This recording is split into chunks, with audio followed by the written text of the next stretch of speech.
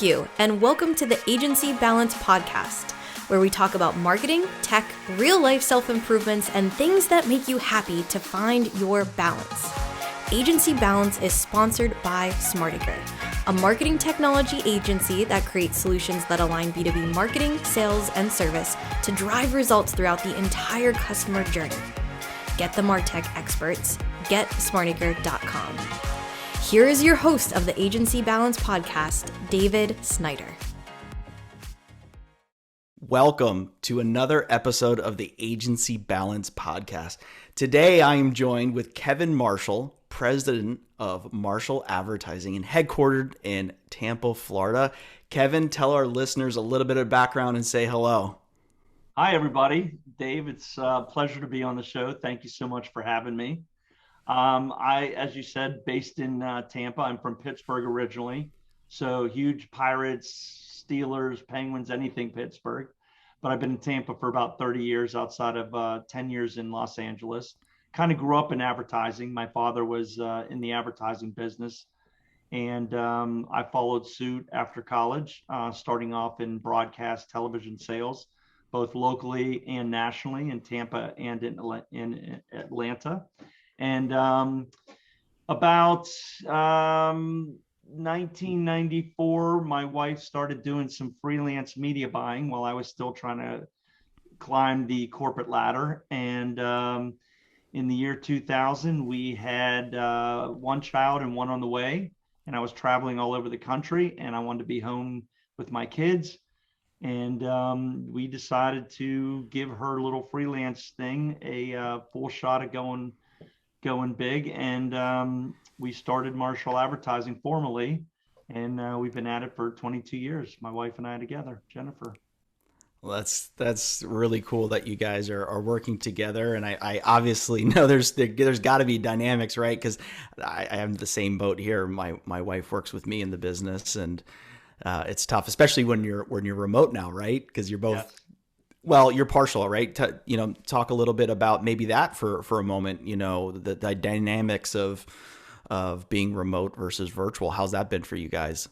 Well, it's interesting what you said just a second ago about the dynamics of being in a business with your wife. It was funny when we started the business, my wife's friend said, "That is so sweet that you guys are starting your business together." My friend said, "Are you crazy?" But it's been a great match. The remote thing has been interesting. We are basically at this point working 3 days a week in the office, 2 days remote. But I've kind of started setting up remote more than Jennifer. Jennifer's in the office dealing with the day-to-day stuff more so, and I'm doing more of the bigger picture stuff. And just being home, which I've grown to love, allows me to do some big picture things and just, really be able to focus on things without the distractions of being in an office. So it's really working out well. That's great. I mean, it is different. It's that's the way I describe it. It's like it's different. I think there's definitely pros and cons. There's days I miss the vibes of energy and people and water cooler talk and all of that. So you really have to be purposeful of communication and using communication through Zoom and chat and all of that. But well, that's great. I'm glad you guys are. I think maybe staying on the agency world and for those who are watching, the visual here today. Kevin and I both are huge sports collector and memorabilia fanatics. So we're going to talk about that and how we met and all that in a moment here. But I guess, over the last, staying with the agency, living in the agency world, like over the last 2 years, like how's that been different from the first previous, 20 plus? Like, so talk about, some of the things that you just had to adapt and change. Well, it's, as we just talked about, the dynamic of in office, out of office has completely changed. The relying on technology has changed. It's funny because for years I wanted to do video chat, and it seemed like such a, far out concept of doing video chat. I just could not get it set up. Well, COVID hit, we were all home. We had video chat set up within 24 hours. Go figure. So, all the remote type things, such as Teams and Zoom and all those different things, play a much bigger part in what we're doing. I think it's actually, as crazy as this sound, made our team closer, because we're having to communicate that way. And I think sometimes in the office, I think people get into their small little worlds or small little groups, and now there's just more of a team feel. I mean, as far as the work goes, we just need to make sure that we're all communicating and that we have systems and different systems. And I think it's forced us to be a little bit more structural as far as procedures go, because we're not all sitting together. As far as owning a business, I think the dynamics have totally changed. And it's something that for us old schoolers or OGs out there, just being comfortable with not having everybody in the office at 8:30 and everybody has their half hour or hour for lunch and out the door at 5:30. And just, there's a lot more trust involved, and there's a lot more letting people work the way that they feel more comfortable working. So it's been an adjustment, but I think a wonderful adjustment. Yeah, I do too. And we're seeing the same things, right? I think the T word, trust, is super important. I trust my people. I always said that. My saying that I always like share is like, you don't, like Steve Jobs, you don't hire smart people and then tell them what to do. You just you got to just trust them at some point. It's like we can't micromanage and do all those things. But like the whole like 9 to 5 is gone. Monday through Friday is gone. Like there's no, and I think that's the tricky part for those who are listening that aren't in the agency world and thinking about coming in the agency world. I think that's the biggest thing that you have to, we talk about flexibility. And I talked about this in my previous episode where it was like, when you're finding unbalance, like typically what happens is if you're doing more work than personal stuff, you're tipping that scale, and then you start to feel like, I don't want to do this anymore. And that's when you start looking for a new gig.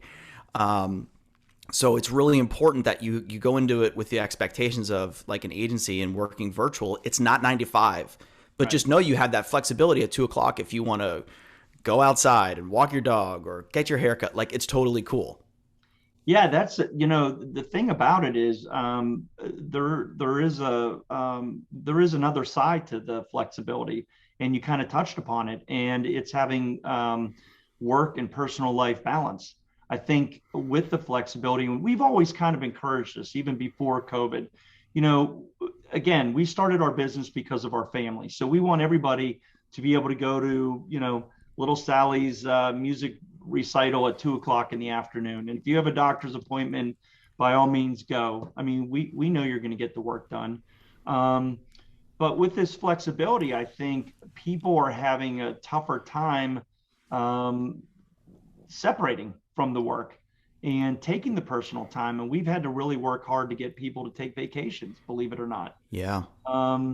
So, that's a dynamic that's somewhat new. And going back to what you said a second ago about trust, I think it's made the hiring process even more important, because now you have to really find the right person, because you're not going to be sitting there watching what they do, 5 days a week, 8 hours a day. So, making sure that you have the right people and the people that can handle the flexibility and and to be personally accountable is more important than ever. Yeah, good stuff. Yeah, absolutely. So we met like, I guess it was 2 years ago, right? Like during the pandemic. That's, I think, when we both got connected. We joined, I don't know who was first or it was simultaneously, but we joined a CEO group where we had Zoom calls that we could kind of talk through the things, the navigating the waters of COVID and being remote. And everyone was figuring this stuff out on their own. But we met on a Zoom call, and I think I remember your reaction. I was in a different room at the time, and you saw my background. And it was like either like right away in the chat, I can't remember, or like right after call. You're like, Dave, what's going on behind you, right? We need to talk, is what I said. After this call, we need to talk. And so I remember it distinctly. And my wife still wants to talk to you about this, but we were doing, somebody was kind enough to get a bunch of agency CEOs around the country on some coffee talks virtually via Zoom. And we had several of them, and you and I kind of clicked. We have the same personality. But one day you were in this room that had all this sports memorabilia. And I said, "Where are you?" And you said, "I'm in my Raiders room." And I was like, "That's amazing." And I was just like falling off my chair because sports memorabilia I just love. And then you said something, you had this card sitting there and you said, "Oh, here's my just got this Jordan rookie card, which I'll use Wander Franco as a substitute."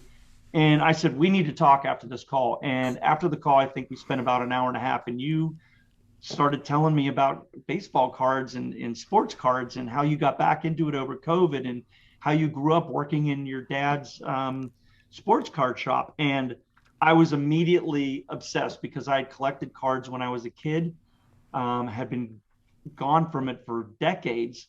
And I just got hooked immediately. And so you and I have spent a lot of time, become very close. You've helped me out immeasurably because, as we've discussed, it's a whole different world collecting cards, especially than it was the last time I went to the store and bought a pack of Topps baseball cards with a stick of gum.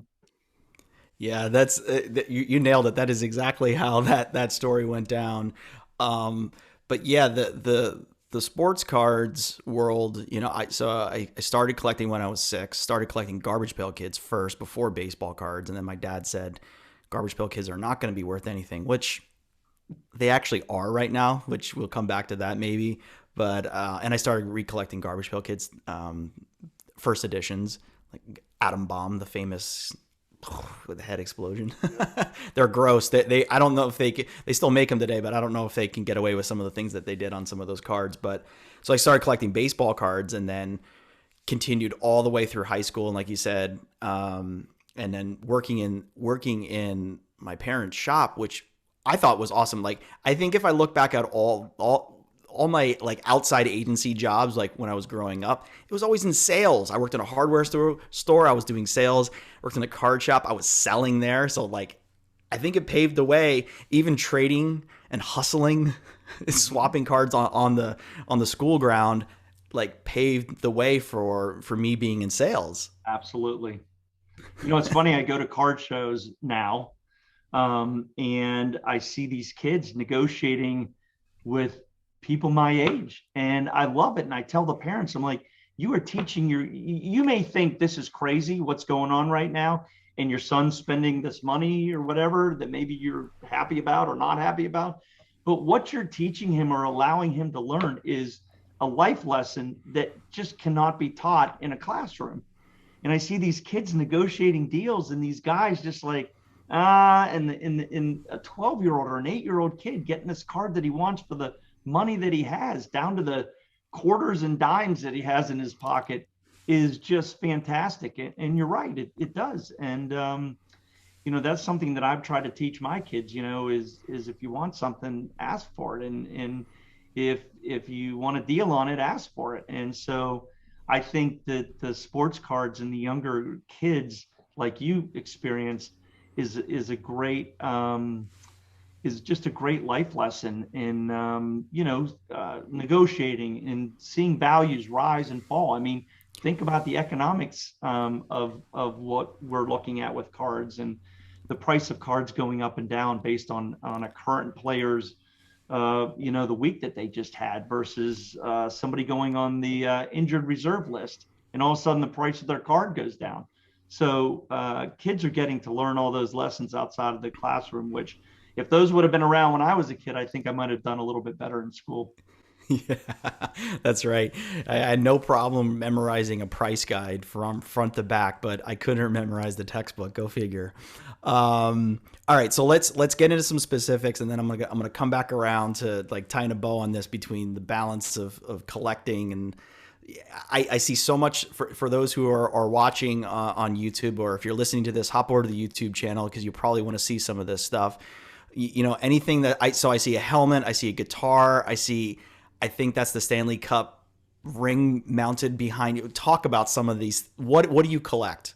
So, you know, once I, stopped buying baseball cards at the local card shop, I still bought memorabilia. And probably the first major investment I made in memorabilia was about 20 years ago. I bought Roberto Clemente's first pro contract. It was with the Crabbers in the Puerto Rican League, and he wasn't even 18 at the time. So he had to have his dad sign it. He signed it on 3 pages. His brother signed it. His thumbprint is on it.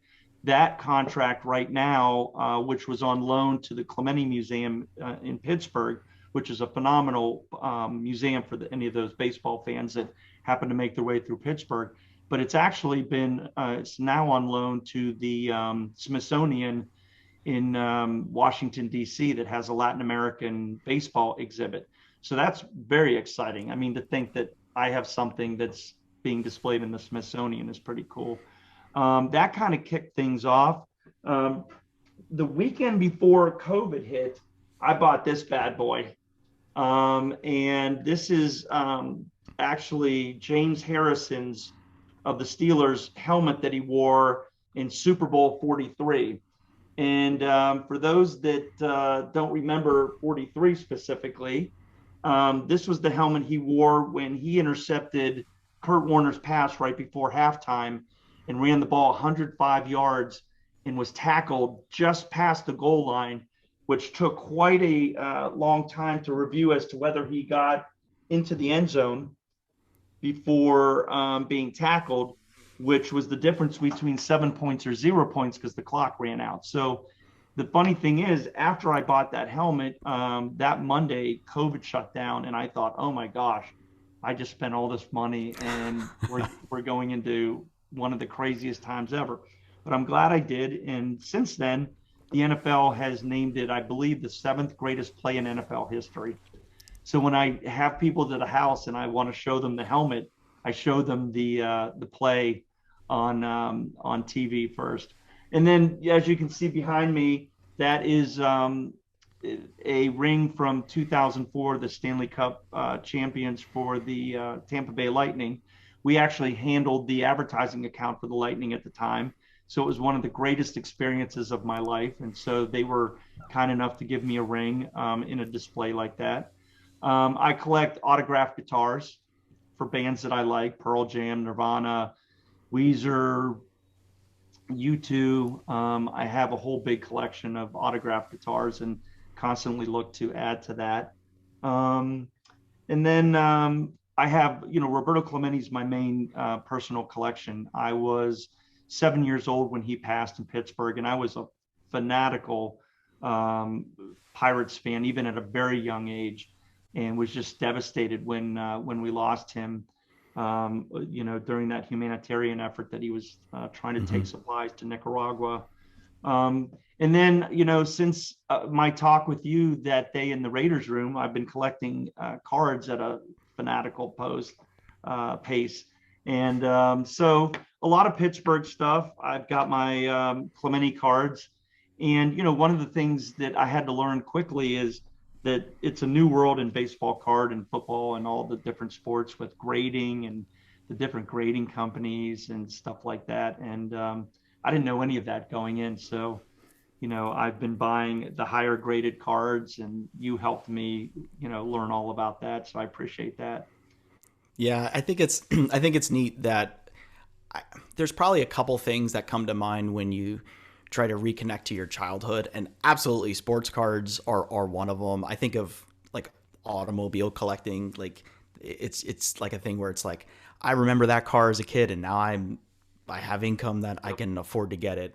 That's another avenue. But the sports card is, I think it's so fascinating. One, like the hunt, like for me, that's like the number one thing, like hunting for this stuff, because it's supply and demand. Just Right. like that's what drives this world. It's supply and demand. So if there's a demand for something, then there's usually a lack of supply. Or if it's overproduced, which happened in the 90s, that's what happened to my parents, why their shop folded, was there was just too much production of stuff. And it's interesting to see what's going to happen in that world now, with Fanatics coming in and gobbling up everybody, and seeing what could happen there. And it's definitely business. But I like that the ring story, because you're able to be in an agency setting and doing advertising, but still have it crosses over into your hobby and your passion. That's got to be so fun. Well, one of the things that we specialize with our business is sports marketing, because of my love of sports. And one of the other cooler things that I've gotten to do is, we have a client named Emily Motor Oil. So I personally negotiated the naming rights deal to the Tampa Bay Lightning hockey arena, which is now known as Amalie Arena.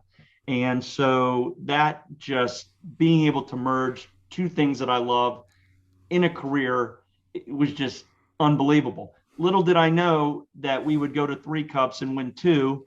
And, we're in the Eastern Conference Finals right now, trying to three-peat.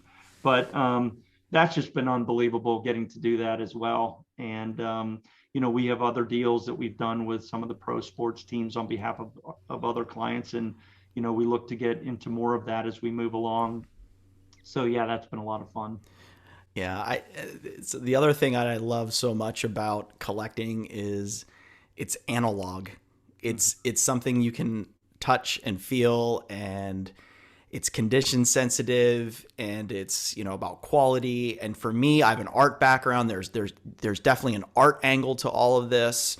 It just slices on so many different levels. And when I've tried to find things for keeping me balanced, if anybody that's staring at a screen for 8+ hours a day, and the last thing you want to do in the evening is look at another screen, probably. So I love sorting and opening up packs of cards still, which is a horrible investment for those that are just getting into this. Don't open up packs if you're trying to do this for an investment, because it's very expensive and the return is tough. Well, it's ironic that you say that, because my birthday's actually tomorrow. And I bought a bunch of boxes of cards and packs to open, knowing full well I won't get anything that I'm looking for. And going, the advice is, don't open the packs, buy the cards that you want. But there's just something about it that takes me back to my childhood. And I have ordered some nice cards too, through eBay and some auction sites that I've set aside to open on my birthday. So I've gotten to the point where I kind of buy my own birthday presents and just set them aside and tell my wife I'm going to open these on my birthday and enjoy them. I also just wanted to share some of the cooler cards that I have. This is a 1972 Roberto Clemente, and it's a PSA 10. I don't know if you can see that with the reflection. Here we go. Yeah. It's perfect condition. I mean, you can talk more about what a Gem Mint 10 means. Yeah, I mean, so PSA is kind of the king of grading. There's kind of the big three: PSA, SGC, and Beckett. They basically look at the quality of the card and the condition, and then they encapsulate it in this kind of airtight, watertight, condition-proof, UV-protected case, if you will. So it's in there, and they look at centering. They look at surface, which is front and back. For all of these, they're front and back. They look at edges and corners. So, and then they give it an overall score of 1 to 10. Also, you can grade something to be authentic, which is not even a grading scale. It's just say that it's real, because there's a lot of fakes out there. So some things, you like when it's an autograph card, for example, that's very in crappy condition. You just want to maybe authenticate it. But yeah, 10 is the best. So, think about, I'll use the example of cars again. Like there's a poor, there's a good, there's an excellent, and there's so like a Concours, which is like the greatest condition. So when you go to sell your car, they're going to grade it on condition. They're going to give you more in addition to mileage and all of that, but they're going to look at the quality of the car. It's the same thing with a sports card. And that really drives the value today. And that's pretty much what the chase is these days is there's still a huge arena for what they call raw cards, ungraded cards. But, most people in the hobby that are serious in the hobby get sucked into the whole grading, which, I probably have over 500 cards graded. Yeah, I've definitely, in fact, I've gotten several friends back into the hobby, and they call me a graded snob because I want to buy 9s and 10s. I just showed you a 1973 Beautiful. Topps Roberto Clemente Gem Mint 10, which I think there's 7 of them in the world. I have this Johnny Unitas rookie card. This is only a 6, but this is kind of a personal chase for me because my uncle, who we lost a couple years ago, was actually Johnny Unitas's tight end in high school, and they remained friends until Johnny passed. So this is kind of an homage to my uncle. And then, like you, I have some personal things that aren't worth a ton of money, but they're just kind of special to me. Ken Brett, who was a Pirate that I met in the dugout one time when he was playing for the Pirates, and he was so nice to me. So I'm collecting all of his PSA 10s. And then Ben Roethlisberger, who was with my beloved Steelers, but he also played at Miami University, my alma mater. So that kind of makes it special for me too. So I love those Roethlisberger in Miami uniform cards out there that aren't worth a ton, but they're still fun to have for me. So, there's the investment cards that I like to get that I know will be worth something to pass on to my kids. And then there's just some fun cards. I think you and I just bought what was the card we both just bought? I bought it and showed it to you, and you're like, oh my gosh, I got to get that myself. It was a Fletch card. Yeah, it was a custom made card. So I behind me is 86 Fleer, and those who are listening that know anything about it's a very iconic set of Jordan's rookie amongst other rookies. But there's individuals out there who make custom cards, and this comes into the art world. I love it. So they took the 86 iconic Fleer design, and for the movie Fletch with Chevy Chase back at, what was that, mid 80s? Yeah, it's got it, or maybe 90. I can't remember the year. They put his on it, and you showed me you got it. It was an autograph of Chevy Chase, and I was like, that's so cool. I mean, I love him as an actor. I mean, come on, National Lampoons and all of the Animal House. No, not Animal House. The golf one. Caddyshack. Caddyshack, of course. Yeah. So there's just so many cool movies he was in, and you showed it to me. You're like, I think there's more out there. So I immediately had to go buy it. I think you had yours secured in like 30 minutes. You sent me like the bot thing on your phone. Yeah. It's cool because like back in the day, we had to just hustle being with at local card shows, and with the internet now, and with auction houses like Golden's and Mile High, and all of the heritages of the world for the high end stuff, and then of course eBay is a huge still platform to acquire and sell. But then there's this whole other world like within Facebook and Instagram, where you can go and trade and sell. And so when something like that pops up, I immediately like start searching all these to find, does something else like that exist? It's pretty neat. I'm now in, I think because of you, 15 or 20 Facebook collecting groups, different different interests. I'm in a Roberto Clemente, I'm in Pittsburgh Pirates. And to explain to anybody that knows me why I'm wearing a Red Angels jersey, it's actually a Ohtani jersey, who I think is one of the most exciting athletes to hit pro sports in a long time. And so I was in New York City recently at the MLB store and had to pick up an Ohtani jersey. But yeah, I think that I find myself using Facebook more for those sports groups. I'm in an Ohtani group and a Wander Franco group, and there's pre-1975 baseball card group, and even specialties to 1972 Topps baseball card groups. So I just sit there at night instead of going to bed, just flipping through these different groups. And you have to be very careful on those groups because there's a lot of scam artists, and that's something probably a whole other discussion about. being secure in purchasing cards outside of a platform such as eBay, because one, there's a lot of fakes, there's a lot of scammers who you pay and don't send you cards Yep. and stuff like that. So, but there's a lot of things to learn, and take your time learning, and find somebody like a Dave Snyder that can help you with questions when you don't know what you're doing. Yeah.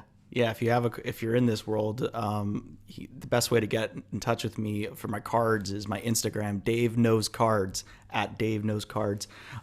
Shameless self plug for me there. But yeah, so the two biggest tips I can give somebody, if you're gonna, not just for sports card, if you're gonna buy something online personally, to basically mitigate some risk. Number one, if you're gonna pay through like a PayPal, pay through goods and service. Like it's going to take a cut on the other person's end, make sure that they're comfortable with that. But it's basically you're getting protection. And then the other thing is pay it through PayPal, but using your credit card, not like your funds in there or your bank account, because you can dispute it with your credit card company if you never received that. So that's two quick things you can do to really protect yourself out there.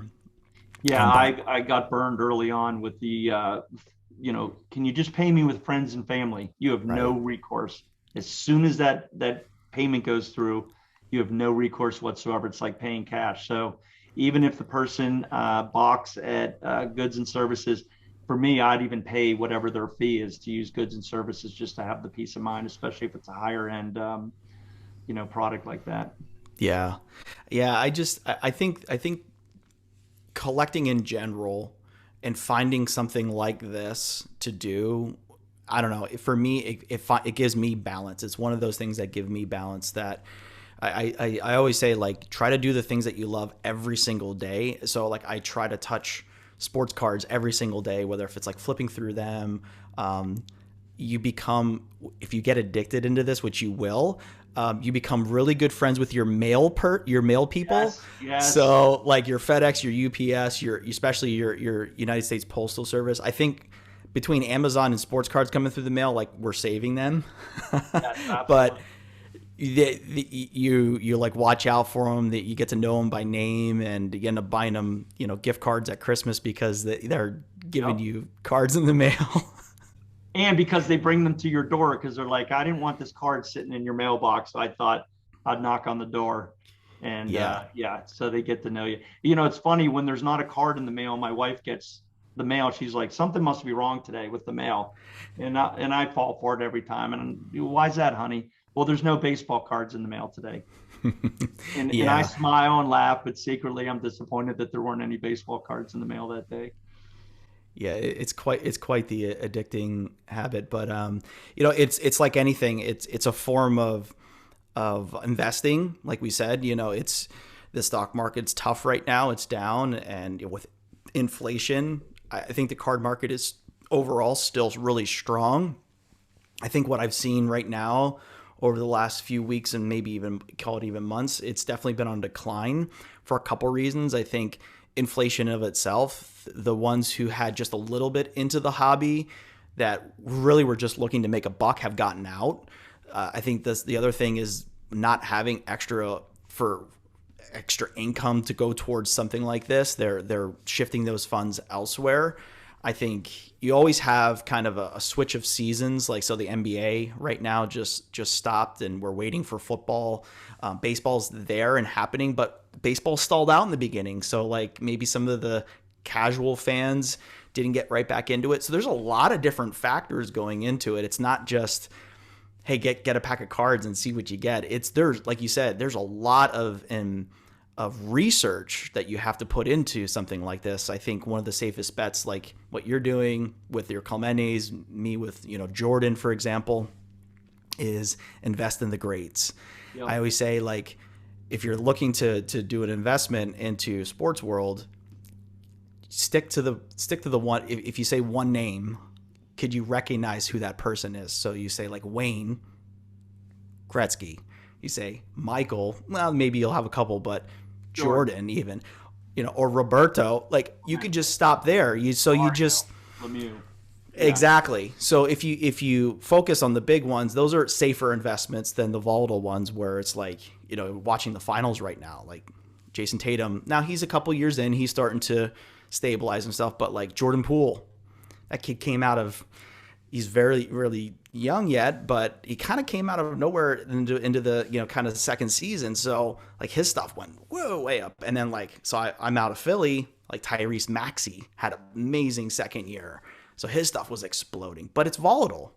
Right. So what happens if he tears an ACL in the following season? Like kinda even like the meme stocks. Yeah. And NFTs, like there's a whole digital version of collecting as well. I personally haven't gotten into digital or NFTs. Have you? Yes, I have. I've gotten in a little bit, but I look for the unique and higher end things. Major League Baseball did something about a year and a half ago where they sold NFTs of each baseball stadium by a specific artist. And for each one, they had a one of one. So I bought the Pittsburgh Pirates one, PNC Park. And with it came some pretty cool things that I get to do this summer. I get to throw out the first pitch at a baseball game, Pirates game, watch batting practice on the field and some other things. But I'm, the NFT thing is as a just kind of like everybody buying 1,000 versions of the same thing. I'm a little bit leery about that, but there's been some unique things that I've gone after. Julian Lennon actually had the original lyrics to Hey Jude that Paul McCartney had given him. There was a one of one NFT of that I went after. It actually went for less than I thought, but more than I wanted to spend at the time. There was one that I was going after Lou Gehrig's famous farewell speech. And I saw that somebody kept upping my bid, in the name I realized was Winklevoss. So it turned out to be one of the Winklevoss twins from the famous Facebook movie and now Bitcoin. So I knew I wasn't going to win that one, and I bowed out graciously. So, but it's something that I'm interested in, something that's interesting. I've gotten into cryptocurrency. Kind of another passion of mine is investing. And so, it'll be interesting to see what happens with the NFTs, and if it's a way to get some of the younger kids that are so into the digital world involved in what you and I grew up loving and still love to this day. Yeah, I mean, we are seeing that shift, and I do see it, right? I don't know when it is, but like credit cards versus cash, right? Mm-hmm. Most places want you to pay digitally now, and then they're switching to just tapping. And it's the same thing with anything that you have something physical, you're going to digital. So that's really interesting. Has there anything that comes to mind that you were going after to acquire a piece that you missed out on that you could share? Well, I think you're setting me up on that one, because there was just I'm also a big collector of music memorabilia. And I've bought some pretty cool things. I bought right after Eddie Van Halen passed, I bought one of his stage played and autographed guitars. I bought a Paul McCartney stage played at a fundraising event acoustic guitar, which he actually doodled because he was an artist first and foremost, an autographed guitar. But yes, there was just a Kurt Cobain guitar that was up, that was actually in the Smells Like Teen Spirit iconic video, was just up for auction. And I was looking behind the seat cushions for nickels and quarters, and trying to figure out a way through some different music museums of how I could acquire this guitar. But ultimately I did not get it. Jim Irsay, owner of the Indianapolis Colts, bought that. And again, I was never going to win that guitar, but yeah, that one was just in my blood. And I think as you and I talked, I'm going to have to find a different Kurt Cobain owned guitar to get that's not quite as iconic, but will still be iconic. But yeah, that was probably the one that really stung when I realized I wasn't going to be able to get my hands on. How about for you? Oh, geez, there's probably what immediately comes to mind is more of the things that I sold that I missed out on. I think there's definitely cards that that I probably passed on that have just exploded in value. But there's collecting like in the 90s. So like I had countless 1993 SP foil Derek Jeter cards that I pulled out of packs. I probably had like 3 or 4 of them. And like in a PSA 10, that's like $500,000. So I had pulled, and those were very expensive cards back then. For the time, I want to say they were maybe $10 or $20 a pack, which was a lot of money, you know, back then for cards. So I had those that I missed out on. Those are the ones that immediately, because I've been seeing them like resurface, and it's one of those things where I try to recollect my childhood. So like I recollect Bo Jackson stuff, Michael Jordan stuff. I shared a story online, which I know you saw, about when I was working in the card shop and I was in high school in the 90s. We used to get the magazines, the card magazines, where you could get addresses of the players, and like you'd normally do courtesy up to the stadium. So my brother and I, we would write out all these handwritten letters and put a card in it and put it in an envelope with a self-addressed back so they could send it to you, and see if we would get any autographs. And it was probably like 1 out of every 4 came back. But we wrote to some big players, you know, and I just shared the story that in 93, I wrote, the same year I was that Jeter, I wrote Tim Brown, who, you know, played for Notre Dame and the Raiders for many years. And then my brother wrote to Joe Montana when he got traded to the Chiefs. Because he was a Niners fan, and then when Montana got traded, he followed his career, and we both got him back. And you know, my brother recently passed away, and he fell into hard times, and he sold off his collection. So he sold off that Montana rookie, but I found another one, same card, same like autograph placement. It was already authenticated. It wasn't the same card, and it's over my shoulder here in that case. It's like, I stare at that, and I got them both back together, and they're both side by side, and it just brings back a memory. Yep. So there's a lot of that. Like for me, it's like I've gotten rid of like Garbage Pail Kids. My dad said Series 1 wouldn't be worth anything. It's worth a lot. So I recently just bought a perfect atom bomb. It's like a perfect atom bomb is like $5,000. Those were 25-cent packs. So it's like, it's the silliest thing, but I think that's what it is. It's like trying to like recollect, you know, the things that you missed out on in your childhood. Yeah, connecting to those days that, you know, just bring back such great memories. I agree. You know, one of the things that you were talking about is the value of cards, and I know you get this a lot, and I've started getting it as I've gotten back into this. Is, you know, hey, I have this rookie Ricky Henderson card that's worth $200,000. And, you know, it's funny because people look at what is on sale at eBay. And certainly anybody can put anything for sale at any price. Doesn't mean it's worth it or anybody's going to pay that. But, you know, I know that you quickly put me on the right track to looking at most recent items sold. And there's a way to select that on eBay. And I think that's probably something important for people getting into it to so that they're not buying something at a much higher price than what they need to. Yeah. So, I mean, eBay is the largest kind of place where you can acquire collectibles, I still think. And it probably will be for a long time. So, yeah.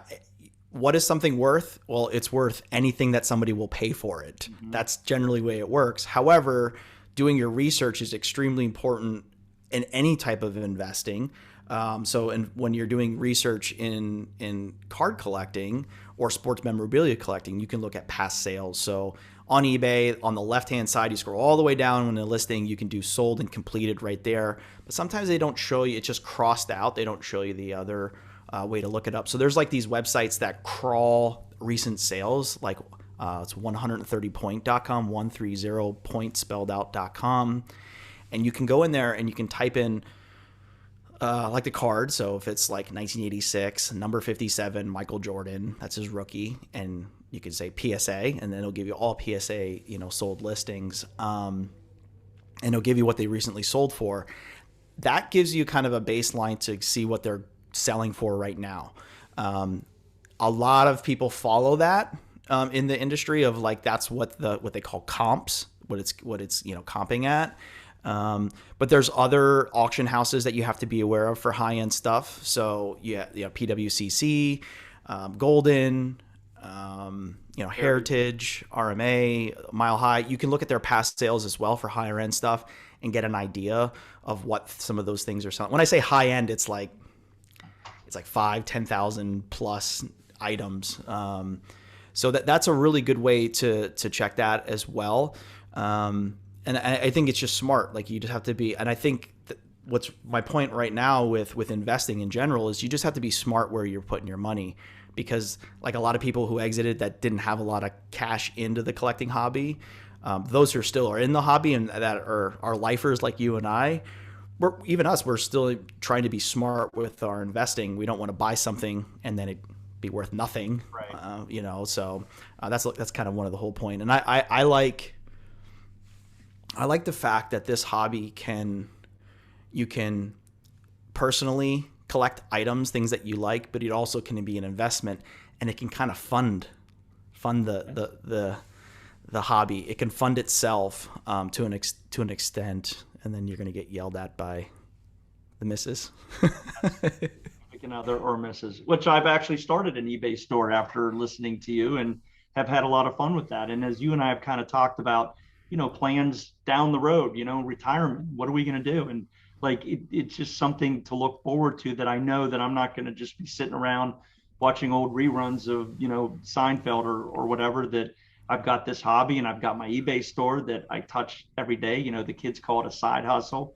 And I love doing it. And I'll tell you what, since that day of talking to you and immediately getting re-engaged into this, it's just changed like how I see work and the stress of work. And it's just something else that I can get into. And I like to watch, baseball games. I'm one of those guys that still enjoys watching baseball on television. And I'll just sit there with some cards and flip through, or a collecting magazine. And I don't know, it's just a good way to put into perspective what we do during the day for work and for income, and just gives me something else to look forward to, and not put all of my efforts and energy into work. And it's helped create that balance that I know that and I've enjoyed your previous episodes of this podcast, is finding that balance. You said something, and I think your first one, that every day do something that you love. And I've always wanted to play guitar, and I can play some basic chords and stuff like that. And I thought, it's ridiculous, in 24 hours I have 5 minutes to play my guitar. So you see the guitar sitting there with the pick in it, and I've started picking up the guitar and just strumming throughout the day. So again, it's this is just one aspect of finding that balance. Yeah, it's extremely important, Kevin. And for any of those that are listening, the mind, the mental state, the changes that we went through over the last couple of years, how we consume media, and what's influencing us for what's happening in the world, it has a lot of negativity. So it's really important to do the things that you love to keep you happy, to create that dopamine effect, and really and do those things. So yeah, I'm glad you kind of talked about that. It is something that I think is, when you're starting to talk about, does like some of the folks who work with you, do they know that you're in this world of collecting, or this they're going to see this and they're going to be like, oh my gosh, I had no idea that Kevin Marshall was this crazy with all this stuff? Because a lot of the people that I work, they know that I'm crazy with this stuff. Yeah. Well, I mean, how can they not when they see this, or when you're doing a Zoom call from the Raiders room, for crying out loud? I almost fell off my chair. I was so excited. But it's funny. I don't know. Perhaps Jennifer tells them, how crazy I am, or I brought another thing of baseball cards in, or what did you do over the weekend? Well, Kevin took me to a baseball card show, and I spent 4 hours there.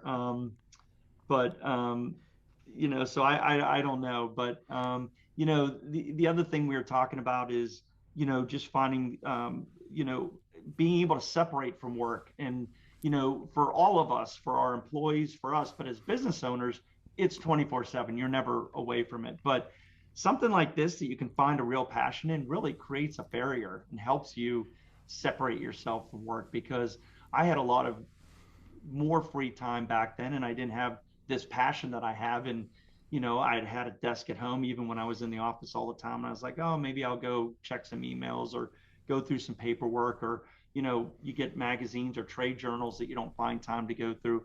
But now it's like, no, I'm going to go look through some baseball cards, or I'm going to get on eBay and just see what's out there. Or there's a card show this weekend in Tampa, and I'm going to go to the card show for a few hours. So I don't know, it's just added a whole new dimension, and I see the value to it in what I do with work. Absolutely. Yeah, it is really, and it is something, whether if this continues to be a side hustle, like down the line, as as we're furthering in our career and leadership and starting to think about what's next, or if it's just continues to be a great hobby. I think either way, it's really important. I hope our listeners grab that, find a hobby that's out there, find something where you can be in a different community. The sports world has very passionate people in the community. It touches on all those things that we talked about in the previous, but it really does help with balance. So find something out there that you can do. Books, movies, like there's so many different things in the sports entertainment space. Music, that can really hit on all the senses. I found a repassion for collecting vinyl. Just because of the sound, and it's just neat to have an album again. And again, we're talking about analog versus like it's digital. It's occasionally I find it to be a pain in the butt when it gets to the end of the LP and it's click, click, and right. I have to go flip it. I have to run to the other side of the room. Right. But it's still pretty cool. So find something like that, right? Just find something out there. If any of our listeners, Kevin, want to reach out to you, how can they find you? Well, email is probably the best, kevin@marshalladvertising.com. It's probably one of the longest URLs out there, but kevin@marshalladvertising.com. I think my eBay store may be KDaddy21. I use KDaddy21 quite a bit. That's kind of a takeoff on Puff Daddy, P. Diddy. And then 21, obviously, for Roberto Clemente. But you can find me using that in a lot of different places. But email, I'm on all the time. Well, Kevin, I appreciate you so much for coming on today. But not only that, just you've helped me out over the years as well. Just talking and being a reciprocate on the other side of just enjoying the passion. So I really appreciate your time today, and thank you so much. Thanks again for having me on. This could be 4 hours. We have to, force ourselves to stop talking about this stuff, whether it's the advertising agency business or, our card collecting or memorabilia or sports in general. So thanks again for having me on. I've really enjoyed it. Subscribe to the podcast at agencybalance.com, Apple, YouTube, or Spotify.